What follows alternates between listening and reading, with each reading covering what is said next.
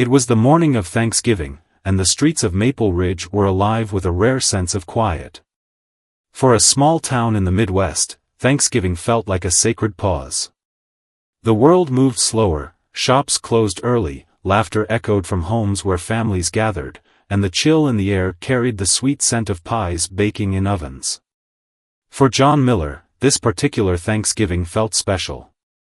He had promised his wife, Linda, and his 2 teenage kids, Max and Emma, that this year he would be home for dinner. For once, there would be no greasy coveralls, no phone calls from panicked drivers, no late-night runs to fix a busted engine or a flat tire. His family deserved that much. John owned Miller's Garage, a one-man mechanic shop that had been his life's work for nearly 25 years. Everyone in Maple Ridge knew him, not just for his work but for his heart. There wasn't a soul in town he hadn't helped, and many of them owed him far more than the modest prices he charged.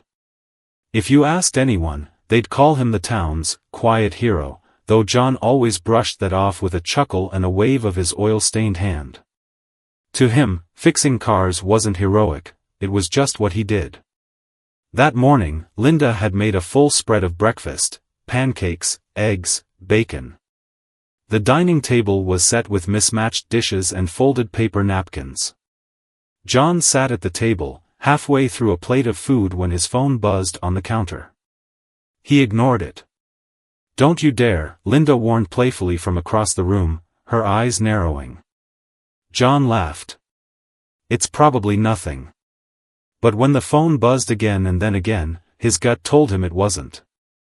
Sighing, he got up and checked. It was a call from the local sheriff, Tom Sanders. Tom rarely called unless something was serious. John answered reluctantly. "Hey, Tom, happy Thanksgiving. What's going on?" "Sorry, John, I wouldn't call if it weren't urgent."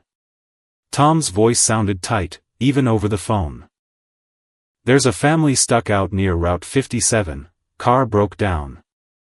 I've tried everyone, but no one's answering. The storm's supposed to hit early, and I don't like the thought of them out there."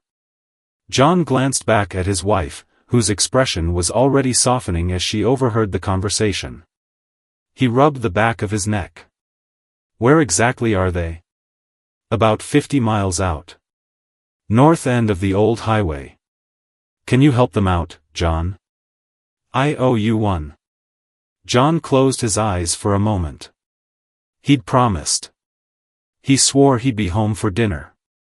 But Tom's voice carried that unspoken weight. Something about this situation wasn't sitting right. Linda approached quietly, resting her hand on his arm. "Go," she said softly. "You wouldn't forgive yourself if something happened to them." John gave her a small, grateful nod. "All right, Tom, I'll head out. Tell them to sit tight." 15 minutes later, John was in his pickup truck, tools packed in the back, as he pulled out onto the empty roads. The weather was already turning. The wind blew in low, angry gusts, carrying flurries of snow that peppered his windshield. The route Tom mentioned was a desolate stretch of highway that most people avoided. It was surrounded by fields on either side, and in winter, it became a frozen, lifeless expanse. John turned on the radio, but all he got was static.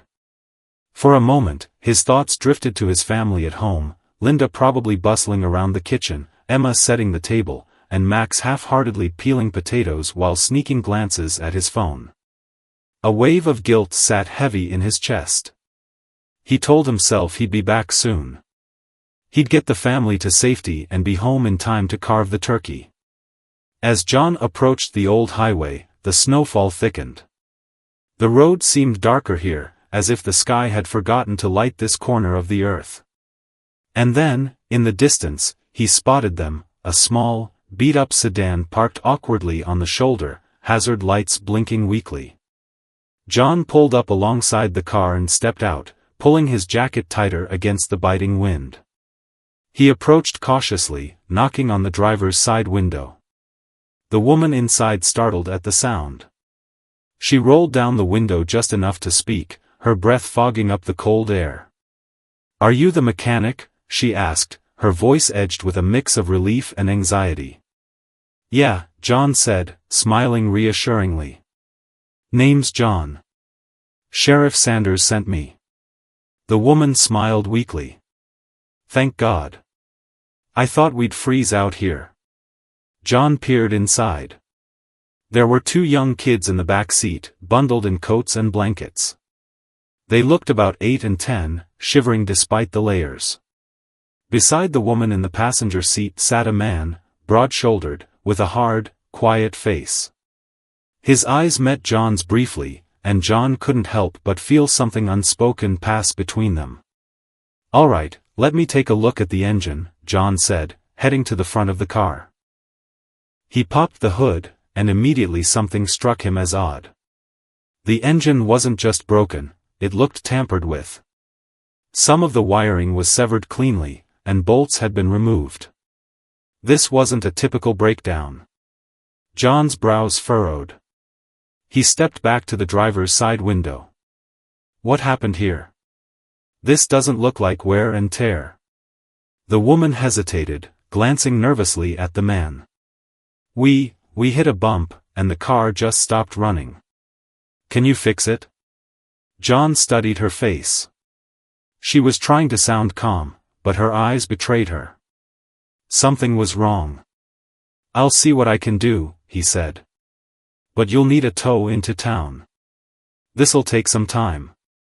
The man in the passenger seat finally spoke, his voice low and gravelly. "We can't go into town." John paused. "What do you mean?" "We just need the car running," the man replied. "We'll handle the rest." John's gut twisted. This wasn't right. Why would a family stranded in the cold refuse help in town? He looked back at the kids, who sat silently, their wide eyes darting between their parents and him. It wasn't normal. None of it was. "Look, there's a storm coming," John said firmly. "You're not going to get far without shelter. I'll tow you to my garage. It's safer there." The man didn't respond, but the woman finally nodded. "Okay," she whispered. John returned to his truck, hooked up the sedan, and began the long, slow drive back to Maple Ridge. The whole way, he couldn't shake the unease gnawing at him. He glanced occasionally at the sedan in his rearview mirror, his mind racing with questions. Who were they? Why did the man seem so cold, so distant? And what about the engine? Who would sabotage a car like that? When they finally reached Miller's garage, John parked his truck and stepped out. The family remained in the car for a moment before reluctantly climbing out. The kids huddled together, and John noticed the woman clutching a small black bag close to her chest. The man carried nothing. "Let's get you inside," John said, leading them into the garage's small waiting area. It was a cramped, dusty room filled with old magazines and a coffee machine that barely worked. "Sit tight," John said. "I'll take a closer look at the car." As John stepped into the garage bay, the woman called after him, "Thank you for helping us." John turned back and nodded. "It's what I do." But as he walked to the sedan, that uneasy feeling returned. Something about this family, about this moment, felt bigger than him, bigger than the garage, bigger than Maple Ridge. He couldn't shake the sense that whatever he'd stumbled into was about to change everything. And for reasons he couldn't yet explain, he knew the wind howled outside the garage, a bone-chilling gust that rattled the windows and made the structure groan like an old ship at sea. Inside, John Miller stood hunched over the sedan's engine, his breath visible in the freezing air. The garage's ancient heater struggled against the creeping cold, sputtering intermittently but offering little comfort. The strange family sat huddled together in the waiting area. The mother whispered something to her children, who clung to her side like shadows. The father sat rigid in his chair, his piercing eyes fixed on John through the glass of the garage bay. John worked methodically, his gloved hands moving over the engine parts as he tried to assess the damage. The sabotage he'd noticed earlier wasn't the work of amateurs. Whoever had tampered with the car had known exactly what they were doing. Wires had been cut with precision, and bolts were missing from critical components. It was clear this wasn't just a case of bad luck or a simple breakdown. Someone had intended for this car to fail, and likely for its passengers to be stranded. John's mind churned with questions. Why this family? Why here? And why did the father seem so unnervingly calm despite their predicament? Most people would be frantic in their situation, stranded on the road in a snowstorm with young children. But this man's stillness was unsettling. It was as if he was waiting for something, or someone. The sound of a soft knock on the glass pulled John from his thoughts. He looked up to see the mother standing there, her face pale and drawn. She motioned for him to come over. John wiped his hands on a rag and walked to the door leading to the waiting area, pushing it open. "How's it looking?" she asked, her voice tight with worry. John hesitated, studying her for a moment. "Not great," he admitted. "It's not just wear and tear. Someone tampered with your car. This wasn't an accident." The woman's eyes widened, and she glanced quickly over her shoulder at her husband. He hadn't moved, but his jaw tightened ever so slightly. When she turned back to John, her expression was carefully neutral. "Can you fix it?" "I can try," John said. "But it's going to take time. And I think we need to talk about who might have done this, and why." The woman shook her head vehemently. "We don't have time for that. We just need to his quiet Thanksgiving was long gone. Get back on the road." John frowned. "Look, lady, I don't know what's going on, but if someone's after you—" "Thank you," she interrupted, her tone sharper now. "But we'll handle it." John stared at her, trying to piece together the puzzle. There was fear in her eyes, but it wasn't just fear for herself. It was fear for her children. Whatever they were running from, it was serious. He decided not to push further, for now. "All right," he said finally. "I'll do what I can." He returned to the car and worked in silence, his thoughts racing. The longer he spent with the engine, the more questions he had. The sabotage was deliberate, but it was also incomplete, almost as if whoever had done it had been interrupted. There were tools left behind in the undercarriage, a wrench and a pair of pliers, both slick with grease but oddly clean of rust or wear. They weren't the kind of tools you'd find in just any trunk. These were professional grade, expensive, and specialized. As he worked, the storm outside grew fiercer. Snow pelted the garage's tin roof, creating a steady rhythm that added to the mounting tension. John's phone buzzed in his pocket, and he pulled it out to find a text from Linda. "Storm's bad. You okay? Dinner's ready when you are."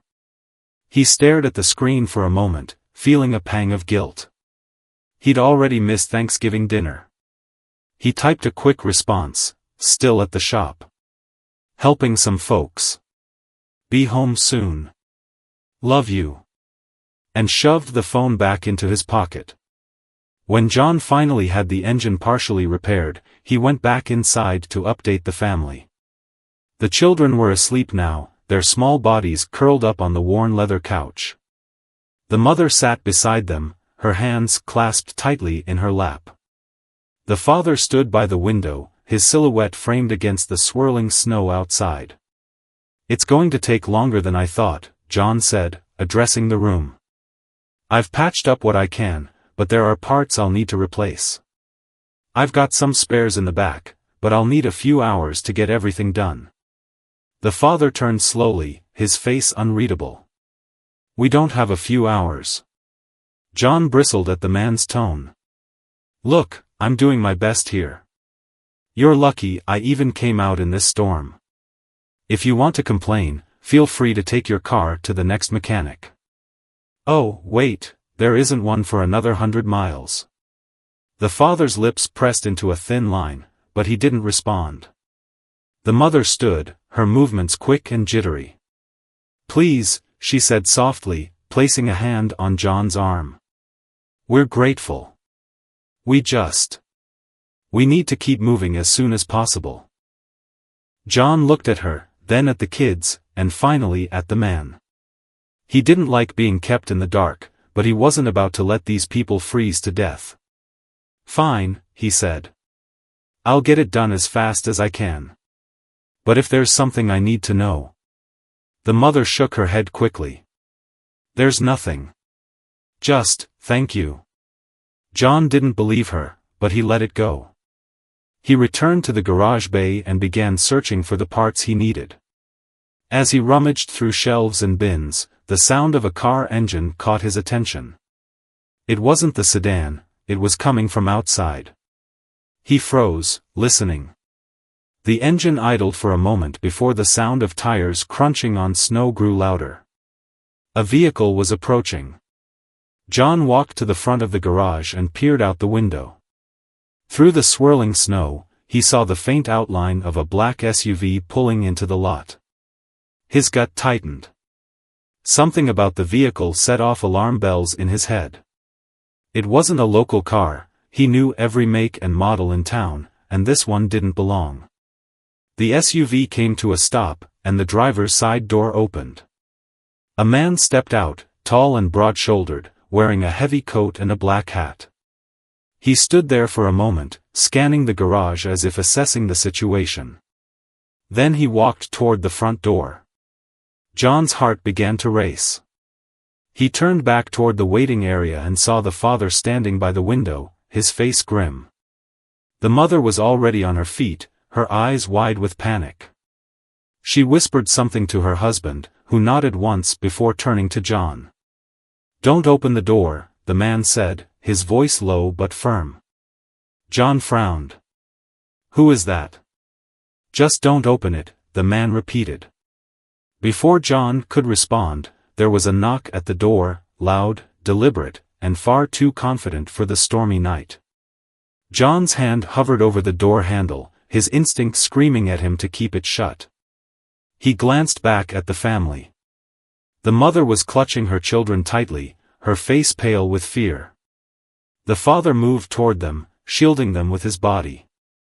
The knock came again, more insistent this time. "Mr. Miller," a voice called from outside, deep and calm. "I know you're in there. I just want to talk." John's blood ran cold. Whoever this man was, he knew his name. The father stepped forward, his expression dark. "Don't answer it," he said again. John swallowed hard, his pulse pounding in his ears. He was no stranger to tense situations. Years of running the garage had taught him how to handle irate customers, angry debt collectors, and even the occasional drunk trying to pick a fight. But this was different. This wasn't just tension. This was danger. And for the first time in a long time, John felt truly out of his depth. As the storm raged outside and the mysterious man waited at the door, John realized he'd stumbled into something far bigger than a broken-down car. And whatever it was, he wasn't sure he'd make it out unscathed. John stood frozen, his breath caught in his throat as the knock echoed again, harder this time. The voice outside, calm but unervingly assertive, called out once more. "Mr. Miller, I know you're in there. This doesn't have to get difficult. Just let me in, and we'll have a chat." The words felt calculated, too smooth for comfort, like they were rehearsed. Whoever was outside wasn't a panicked driver or someone stranded in the snow. This was something else entirely. The deep tone carried a quiet authority, and it unsettled John more than he cared to admit. Inside the waiting room, the family was deathly still. The father remained in place near the children, his broad frame shield-like, his posture coiled and ready. The mother sat rigid, clutching the small black bag to her chest as though her life depended on it. John could see the desperation in her eyes, even though she was doing her best to mask it. The children looked between their parents, small faces etched with confusion and fear, their youthful innocence shattered by the silent tension that now filled the room. John turned back toward the door, his mind racing. He was caught in the middle of something he didn't understand. The man outside, whoever he was, had made his presence known with the kind of confidence that spoke volumes. He wasn't afraid of rejection, and he wasn't leaving until he got what he wanted. The SUV still idled ominously outside, its lights glowing faintly in the snowy darkness like the eyes of some great predator waiting to pounce.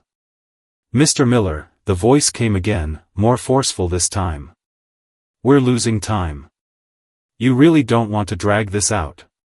Open the door." John clenched his fists, feeling sweat bead on his brow despite the cold. He glanced back at the father, who was now staring at him, his expression serious and unreadable. "Don't do it," the man said firmly. "Whatever you do, don't let him in." John's heart pounded in his chest. "Who is he? What does he want?" The father shook his head. "It's not your concern. Just trust me. You'll regret it if you open that door." Regret. That word hit John like a slap. He was a mechanic, for God's sake, a man who spent his days fixing busted transmissions and replacing brake pads. He wasn't cut out for this cloak-and-dagger nonsense. And yet, here he was, standing between a frightened family and a stranger who seemed ready to push his way inside. Another loud bang on the door shattered the silence. "Mr. Miller. Open up." John swore under his breath and turned back to the father. "I can't just stand here. If he's dangerous." "He is dangerous," the father interrupted. "More than you know. Just let us handle this." But that wasn't good enough for John. He was no hero, but he wasn't a coward either. If there was a man outside his shop threatening him, his livelihood, he wasn't going to just roll over and hide. Taking a deep breath, John grabbed a tire iron off the nearby workbench and marched toward the door, his knuckles white around the cold metal. "Stay back," he barked at the family. "I'll handle this." The father started to protest, but John wasn't listening.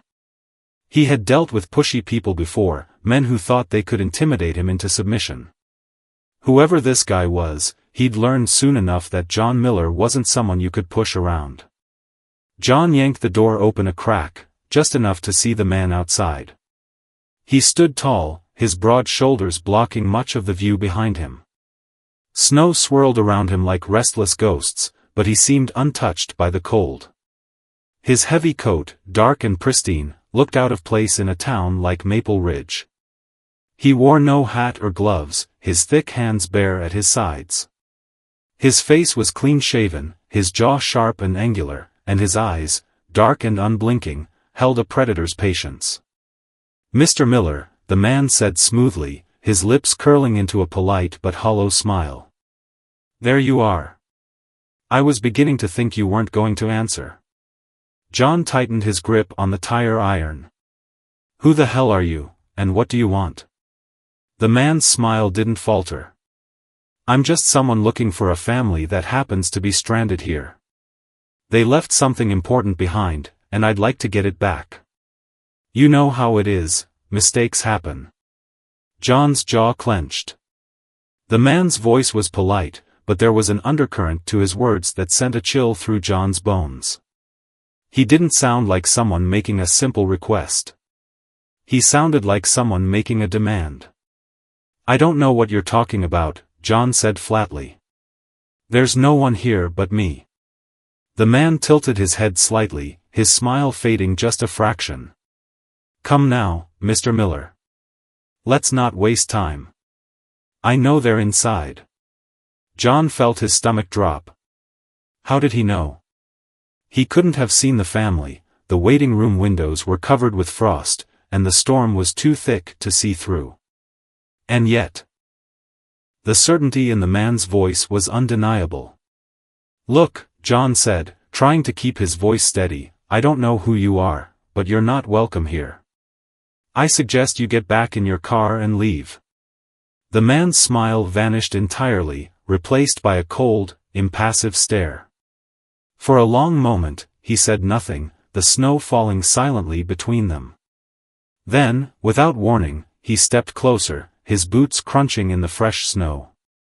John instinctively stepped back, his hand still gripping the tire iron. "You're making this harder than it needs to be," the man said softly. "That's a mistake." Before John could respond, he heard movement behind him.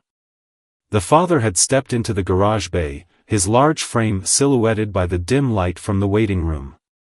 He held something in his hand, a pistol. John's eyes widened. "What the hell are you doing?" The father ignored him, his gaze locked on the man outside. "You need to leave," he said, his voice low and steady. "Now." The man outside didn't even flinch. Instead, he took a step back, his expression calm but calculating. For a moment, John thought he saw the faintest flicker of a smirk. "Very well," the man said, his voice dripping with false courtesy. "But this isn't over." Without another word, he turned and walked back to the SUV. John watched as he climbed inside, the vehicle's taillights glowing red through the storm. It lingered for a moment, idling like a living thing deciding whether to strike, before finally reversing and disappearing into the snowy night. John let out a breath he didn't realize he'd been holding. He turned to the father, his voice tight with anger and disbelief. "You want to tell me what the hell is going on? Who was that?" The father lowered the pistol, his shoulders sagging. "It's complicated," he said quietly. "But you didn't want him in here. Trust me." "Trust you?" John snapped. "You're pointing a gun in my garage. You're putting my life in danger. I want answers, and I want them now." The father sighed and glanced toward the waiting room, where his wife and children sat huddled together, their faces pale and fearful. Finally, he looked back at John, his expression resigned. "They're not going to stop," he said. "Not until they get what they're after." "And what is that?" John demanded. The father hesitated, then held up the small black bag. "This." John stared at it, his mind racing. Whatever was in that bag, it was worth enough for a dangerous man to chase this family through a snowstorm. And now, by helping them, John had been dragged straight into the middle of it. Outside, the wind howled louder, as if the storm itself sensed the danger closing in. And deep down, John knew this was only the beginning. The night grew darker, and the wind howled louder as if the storm itself carried whispers of something far worse than snow. The garage lights flickered occasionally, the old wiring struggling to fight the power of the storm. John Miller stood in the cold bay, his fists clenched as the father, still nameless to him, held up that damned black bag. It was small, almost unassuming, but the way the man gripped it told John all he needed to know. Whatever was inside had turned this family's life into chaos, and now it was bleeding into his. John's patience had worn thin. "What's in the bag?" His voice was a low growl, frustration bubbling beneath the surface. "You keep saying they're after you, but who are they? And why is that bag worth risking my life, my shop, and my family?" The father stared at him, his jaw tightening. For a long, tension-filled moment, John thought he wasn't going to answer. But then, something in the man's eyes shifted. The anger and suspicion faded slightly, replaced by weariness, a heaviness that told John this man had been carrying something for far too long. With a quick glance at the waiting room door, the father turned back to John. "You wouldn't believe me if I told you." "Try me," John snapped. The father sighed and slowly unzipped the black bag. John leaned in closer, his heart pounding in his chest as the man pulled out what looked like a thin, unmarked file folder, the kind you'd see in a corporate office. Inside were neatly stacked papers, crisp and clean despite the chaos surrounding them. The father opened the file and turned it toward John, revealing rows of numbers, signatures, and symbols that meant nothing to him. John's brow furrowed. "What am I looking at?" "Proof," the man said quietly. "Proof that men at the top of this country, people you'd never suspect, are laundering billions, pulling strings in ways that no one even imagines. Money meant for small towns, schools, hospitals, stolen and buried offshore. These are their transactions. Names, accounts, dates. The kind of evidence that doesn't just get you fired, it gets you killed. John's breath caught as he processed the words. You're saying this is about money? The man's laugh was humorless, bitter. Not just money. Power. Money is just the tool. The people chasing us? They're not some goons off the street. They're professionals. Mercenaries. Hired to clean up messes, to make people disappear when they become a problem. I used to work for them. I knew their secrets. And I thought I could expose them. You thought? John asked carefully. The man's eyes darkened. I tried. Months ago. Sent this to a contact, someone I thought I could trust. That's when everything changed. My house was broken into. My phone started ringing with strange numbers. My wife was nearly run off the road. Then, the kids. They don't even know how close we came to losing them. John looked toward the waiting room window, where the two children were still huddled together. He couldn't imagine the fear they must have felt. The mother sat beside them, glancing nervously toward the door every few seconds as though expecting someone to burst through at any moment. The father continued, his voice tight. We've been running ever since. They're hunting us. Trying to clean up the mess I created. John felt his chest tighten. And that guy earlier? The one pounding on my door? One of them, the man said bitterly. Not the worst of them either. He's just the scout. If he doesn't come back with us, or with that bag, they'll send others. John stared at the folder, then at the man holding it. His instinct told him to run, to get as far away from this mess as possible. He was a mechanic, not a spy. Not a hero. He had a family waiting for him, a wife who trusted him to keep them safe, kids who needed him. And yet, he couldn't walk away. John ran a hand through his graying hair, letting out a shaky breath. And what exactly do you expect me to do about it? I can't stop them. I don't even know what they are. The man's gaze softened slightly. I don't expect you to stop them. I just need time, enough to get my family to safety. You're the only one who's helped us in weeks, and I swear to you, once we're gone, they won't have a reason to come back. John turned away, pacing the garage bay, his boots echoing on the concrete floor. His mind raced through every possible outcome, each one worse than the last. If he let this family stay, there was no telling what kind of danger would follow. But if he turned them out into the storm, they wouldn't make it. Not with men like the one earlier hunting them. John stopped, turning to face the man. Fine, he said finally. You can stay here tonight. But come morning, you're gone. I'll fix the car, and I'll even get you enough gas to get out of town. But after that, you're on your own. Relief flickered across the man's face, though he tried not to show it. Thank you. Don't thank me yet, John muttered. I'm still deciding whether you're the biggest mistake I've ever made. The father nodded once, then returned to the waiting room, where his family sat huddled in the corner. John watched him for a long moment before turning back to the sedan. He popped the hood and began working, his hands shaking slightly despite the cold. His thoughts kept drifting to his own family, Linda, Max, Emma. Would they understand why he was doing this? Or would they think he'd been a fool? The hours passed slowly. John lost himself in the familiar rhythm of work, tightening bolts, reconnecting wires, trying to distract himself from the growing sense of dread in his gut. The storm outside raged on, and through the occasional gaps in the wind, he thought he heard noises, subtle sounds that didn't belong. The creak of tires on snow. The faint hum of an engine in the distance.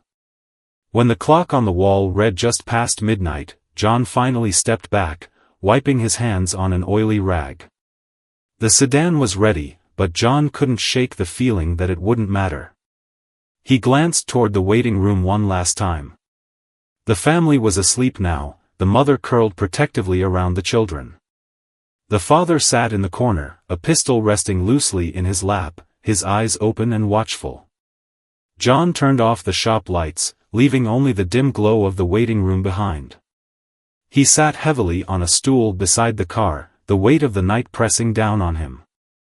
As he stared at the floor, he thought about his quiet Thanksgiving morning, the smell of bacon, the sound of Linda's laughter, the promise of a simple, peaceful day. It felt like a lifetime ago. Then, from outside, there came a sound that made John's blood run cold, the low rumble of engines, multiple engines. John's head snapped up, his heart pounding in his chest. The sound grew louder, closer, until it stopped abruptly just outside the garage. Then came the unmistakable click of car doors opening, one after another, followed by heavy footsteps crunching through the snow. They were here. John stood slowly, his breath shallow, his fingers curling into fists as the waiting room door creaked open behind him. The father appeared at his side, his expression grim. "They found us," the man whispered. John swallowed hard, the knot in his stomach tightening. "Then we don't have much time." N were something else. They were predators. A voice rang out from outside, loud and clear. "We know you're in there." The words bounced off the walls of the garage, their calm tone somehow more threatening than shouting would have been. "You've got something that doesn't belong to you. Hand it over, and nobody has to get hurt." John glanced at the father, who shook his head slightly. "They're lying," he whispered. "Even if we gave them the bag, they'd kill us all just to tie up loose ends." John tightened his grip on the wrench. "Then we're not giving them anything." The voice outside came again, colder this time. "Last chance. Don't make us come in there." A long, painful silence followed, broken only by the howl of the storm outside. John's chest tightened as he watched the father take a step forward, his pistol ready. Then, without warning, the front window shattered with a deafening crash, glass exploding inward like shards of ice. The mother screamed, pulling the children close as a dark figure lunged through the broken window frame, boots crunching over glass. John reacted on instinct. With a roar, he swung the wrench hard, catching the intruder in the shoulder. The man grunted, stumbling back as the father raised his pistol and fired 2 quick shots. The cracks of gunfire reverberated through the garage like thunder. The intruder crumpled to the ground, unmoving. "Move," the father shouted, his voice sharp. "Get them to the car." John didn't hesitate. He rushed toward the waiting room door, pulling it open to find the mother shielding her children, tears streaming down her face. "Come on," he barked, grabbing the boy's hand. "We're getting out of here." The mother stood, still clutching the black bag to her chest as she ushered the children forward. John led them through the side door into the freezing night air, the wind whipping through the garage yard like icy knives. Snow piled high in drifts, but John didn't have time to think about it. The sedan sat idling where he'd left it, its engine rumbling, exhaust pouring out in thick clouds. "Get in," he shouted, yanking open the back door. The mother scrambled inside, pulling the kids after her. The faint sound of movement behind him made John's blood run cold. He turned just in time to see another dark figure emerging from the shadows near the corner of the garage, a gun raised. Not this time. With a burst of adrenaline, John lunged forward, grabbing a nearby metal snow shovel and swinging it in a wide arc. The shovel connected with the man's hand, sending the gun clattering to the ground. The man snarled, recovering quickly, but John was already moving. He tackled him hard, the two of them landing in the snow, fists flying as they wrestled in the icy slush. "Go!" John heard the father yell from somewhere nearby. "Get them out of here." John's knuckles stung as he landed a solid punch to the man's jaw, but it wasn't enough. The intruder rolled, pinning John beneath him, his gloved hands wrapping around John's throat. John's vision swam as the pressure built, stars exploding in his eyes. Then, crack. The man froze, his grip going slack. He slumped forward, collapsing into the snow. Standing behind him was the father, his pistol smoking faintly in the freezing air. He reached out a hand, pulling John to his feet. "You all right?" John coughed, rubbing his neck. "I've been better." The sound of an engine revving caught their attention. John turned to see the sedan barreling out of the garage yard, tires spinning in the deep snow as it tore onto the road. The mother was behind the wheel, the children's faces pressed against the glass as they disappeared into the storm. The father turned back to John, breathing hard. "They're safe now. That's all that matters." "Not yet," John muttered, nodding toward the faint glow of headlights cutting through the snow. More vehicles were coming. The father gripped John's shoulder. "You've done enough. Go back inside.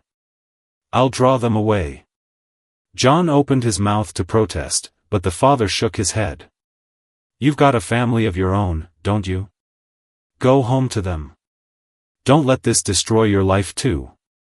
Before John could argue, the father turned and sprinted toward the woods that bordered the property, disappearing into the darkness. Seconds later, the black SUVs roared into view, headlights sweeping across the garage yard like searchlights.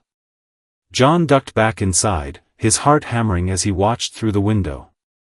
The SUVs stopped briefly, engines idling as figures stepped out, their dark forms disappearing into the trees where the father had fled. John held his breath, praying silently that they wouldn't search the garage. After what felt like an eternity, the SUV's engines roared to life again, and they disappeared into the storm. John collapsed onto a nearby stool, his hands shaking as the adrenaline finally wore off. The garage was a mess, broken windows, blood in the snow, bullet casings littering the ground.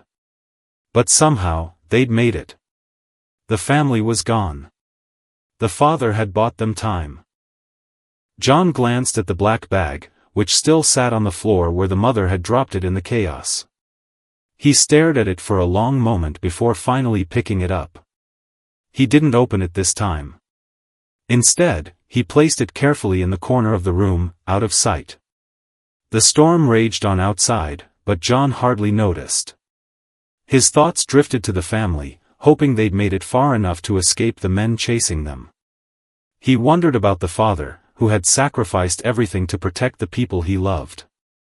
And then, inevitably, his thoughts turned to his own family, Linda, Max, Emma, safe at home, waiting for him.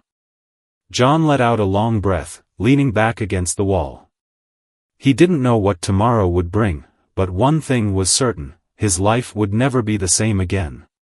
And somewhere, deep in the snow-covered woods, a man was still running, buying his family the chance to live free. The hours after the SUVs disappeared felt like a dream, sharp, surreal, and hard to shake off. John sat in his garage, the black bag tucked neatly in the corner, its presence gnawing at him like a thorn buried beneath the skin. He wiped his hands on his oil-stained coveralls for the 100th time, though there wasn't a drop of grease on them. Outside, the snowstorm raged on, burying the world in a heavy silence that only deepened the storm within him. The garage was eerily quiet, broken only by the occasional creak of the building settling against the wind. The bullet-riddled windowpane let in just enough icy air to send a shiver through John's body. His breath fogged in front of him, a physical reminder that he was still here, still alive, while the family he'd saved was out there somewhere, running for their lives. He replayed the night's events over and over again in his mind, searching for meaning. Who were those people? Where was the father now? And the family, those two kids, too young to be carrying fear that heavy, what would happen to them? John's thoughts turned back to his own family, and a fresh pang of guilt struck him. Linda. Max, Emma. He hadn't called or texted. They were probably worried sick. He glanced at the wall clock, 2:47 a.m. He pushed himself to his feet, the exhaustion in his bones heavier than ever. Stepping outside into the snow-covered lot, John was met with a chilling silence. The storm had finally begun to calm, the wind reduced to a whisper, but the snow blanketed the earth in a thick, unbroken sheet. The footprints, the tire tracks, the blood, it was all disappearing, swallowed whole by the storm. It was as if the night had never happened. John climbed into his old truck and started the engine, its familiar rumble cutting through the quiet. The drive home felt like traveling through a ghost town. Maple Ridge, under its thick blanket of snow, looked peaceful, untouched. A soft glow lit up the windows of houses where families were likely still gathered around tables, sipping hot chocolate and swapping stories of gratitude. The contrast hit John hard. By the time he pulled into his driveway, the house was dark. He stepped inside quietly, trying not to wake anyone, but the living room light flicked on before he even shut the door. Linda stood there, her robe wrapped tightly around her, her eyes tired but sharp. "John." "Hey," he said softly, rubbing his cold hands together. "Where the hell have you been?" Her voice was strained, not angry, just worried. "I thought you were fixing a car." "That was hours ago." John sighed, setting his keys on the kitchen counter. He didn't know how to answer. How could he explain any of this without it sounding insane? Without making her worry even more? I ran into something. A situation. A family broke down on the outskirts of town. A family? Linda's brow furrowed as she stepped closer. What kind of situation takes all night? John hesitated, then shook his head. "It's better if I don't explain." "It was bad, Linda." "Dangerous." "Dangerous?" Her eyes widened. "John, what happened?" "I can't tell you everything," he said quietly. "But I promise you, I'm okay." "They're okay." "I had to help them. I couldn't just turn my back." Linda stared at him for a long moment, her expression softening as she searched his face. She knew him well enough to recognize the look in his eyes, the weight of something bigger than himself. Finally, she let out a soft sigh, reaching for his hand. "Are you sure you're okay?" "I will be," he said, squeezing her hand gently. "I just need to get some sleep." Linda nodded and kissed his cheek. "Go on, then. We'll talk in the morning." John trudged upstairs, his body aching in ways he hadn't realized until now. He stepped into the shower, letting the hot water pound against his skin, washing away the snow, the sweat, and the faint smudges of blood he hadn't noticed. The water swirled down the drain, taking pieces of the night with it, but the memories stayed. When he finally collapsed into bed, the events of the night replayed again, though his exhausted mind stitched the scenes together in strange, blurry fragments: gunfire, broken glass, the father's determined face, the children's terrified eyes. He drifted off, but sleep brought no peace, only restless dreams filled with faceless figures lurking in the shadows. John woke to the smell of coffee and bacon. Sunlight poured in through the frost-lined window, painting everything in a golden hue. For a moment, he almost believed it was a normal day, that the night before had been some fever dream. Then he remembered the shattered windows at the garage. The black bag. The father. He found Linda in the kitchen, flipping pancakes while Max and Emma argued playfully over the syrup bottle. They looked up when John entered, and Emma grinned. "Dad! You're finally up. Did you fix that car?" John paused, forcing a small smile. "Yeah. Got it running." "Was it one of those old junkers?" Max asked, his teenage curiosity piqued. "Something like that," John muttered, pouring himself a cup of coffee. Linda turned, watching him carefully as he sat at the table. "You sure you're okay?" John nodded. "I'm fine. Just a long night." Linda didn't push him further, but her expression said she didn't believe him. She knew something had happened. Something he wasn't ready to talk about. Later that afternoon, John drove back to the garage. The storm had cleared, and sunlight reflected off the snow like diamonds scattered across the ground. But as he approached, his heart sank. The front window was still shattered, the damage undeniable, and the garage yard was covered in snow, smooth, untouched, as though no one had ever been there.